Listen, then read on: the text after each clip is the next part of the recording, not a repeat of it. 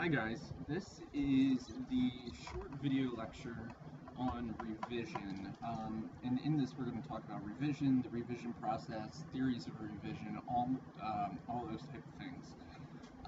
This will be review for those of you who had me for English 100. We're going to try to go in a little more in depth with this here in this class though than we did in English 100. This PowerPoint is attached to this course content module.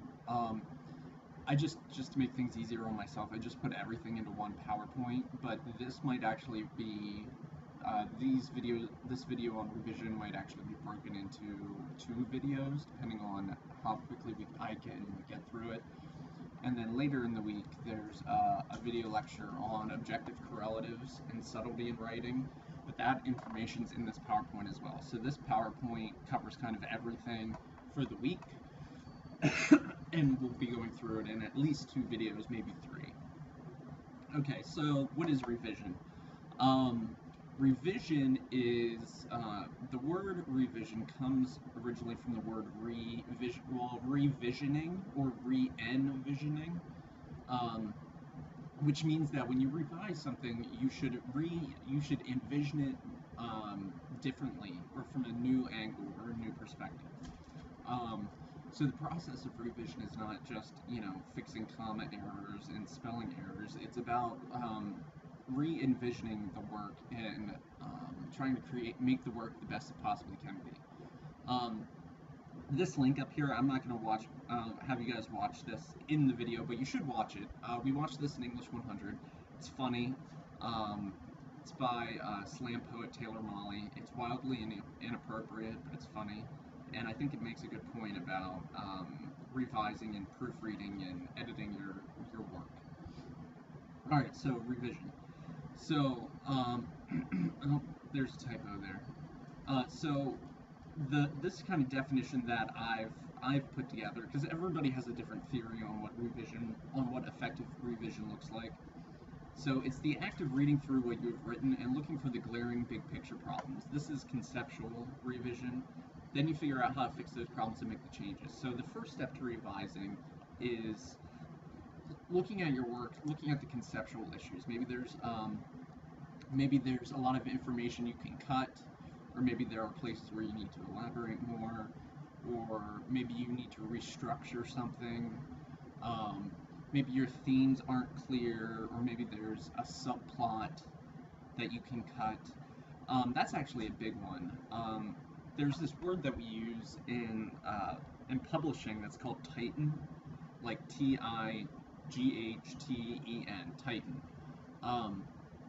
And to tighten, and you'll probably hear me use this when I give you feedback, but to tighten something is to bring it all a little bit closer together. So that could be taking a 4-page short story and just cutting a page of, maybe repetitions, or just to tighten up the language, or maybe you conceptually tighten it up by cutting out a character, or cutting out subplots that might not be that important. And when it comes to longer works, this becomes huge. I mean, between the first and second drafts of my novel, I cut about 75 pages. And I didn't cut anything major. I didn't cut, like the whole middle 75 pages of the book.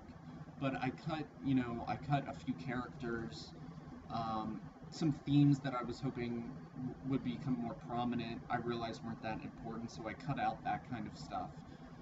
Cut out a few scenes that were repetitive. The biggest thing though was I cut like 4 characters, and kind of took the important things that those characters did and gave those actions or thoughts, or gave that dialogue or those scenes to other characters. But it just wasn't important to have the first draft of my novel had way too many characters, and it was hard to follow. So you need to think about, when you go through conceptual revision, you need to think about what your purpose is and what you want to get across, but you also need to think about The reader, are you overloading the reader with information? Or maybe you might be not giving them enough information. You might be moving too slowly. You might need to quicken the pace. Revision is the best time to cut everything you don't need. Um, student writers are often very, very repetitive, and one of the biggest critiques I give is that there's a lot that you can cut or that you're repetitive, and everyone's revision process is different. All right, so theories of revision. There are several theories of revision, and we discussed this in English 100. Um, so we're going to go through this again. So the top-down theory is that you start with the big picture, you start with revision, you start with the conceptual stuff, and then you move into editing and line editing, which is, you're focusing more narrowly, you're focusing more on the actual language, the construction of the sentences. So you're moving from the big picture concepts, the more abstract fundamentals of your writing, and then moving into kind of the actual construction of the sentences and the paragraphs, how the language is working together. And then you move down into proofreading, which is the last step, and that's just, running through it one last time, making sure that there aren't any missing commas or spelling errors or missing words or anything like that. In English 100, I really like this, so that's why we're going to talk about it here. In English 100, I talk about this in English 100, and we're going to talk about it again now. But Stephen King has a theory of revision, which is that each draft should be at least 10% shorter than the previous one. So think and remember, for the final portfolio, there is no page requirement. So, so your short story is 8 pages, say. Maybe you need to cut close to a page. And that could be just cutting a word here and a word there. I always read everything I write aloud and look for, just words and phrases that aren't necessary. And if you go through and revise in that manner, even though you think conceptually it's great, there's no big paragraphs or sentences that need cut, just go through and look for words that need cut. And that kind of is a good segue into Hemingway's iceberg theory. Hemingway is most notoriously known for, well, maybe not most notoriously known for, but one thing he's known for is that he thinks that you should never waste a word, that every word should be absolutely necessary. So when you have your final draft, if you cut out one word from the sentence loses its meaning. So every word should have a purpose. And that was one of Hemingway's big philosophies on writing. But when it comes to his iceberg theory, he believed that what isn't written is just as important as what is written.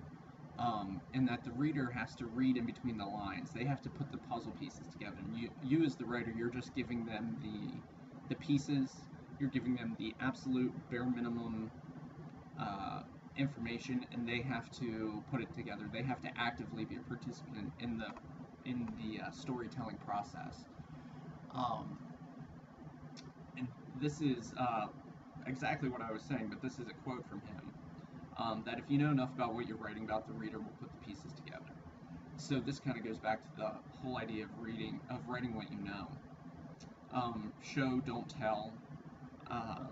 Always try to show the reader what's going on instead of explaining it to them. Give them little details or little snippets of dialogue or little personality traits that will help them, that will help illuminate the characters in the story. And then Hemingway honestly believed that what you actually write is only 30% of the story. The other 70% is what the reader creates when they read. Hemingway's iceberg theory is fantastic. It's great.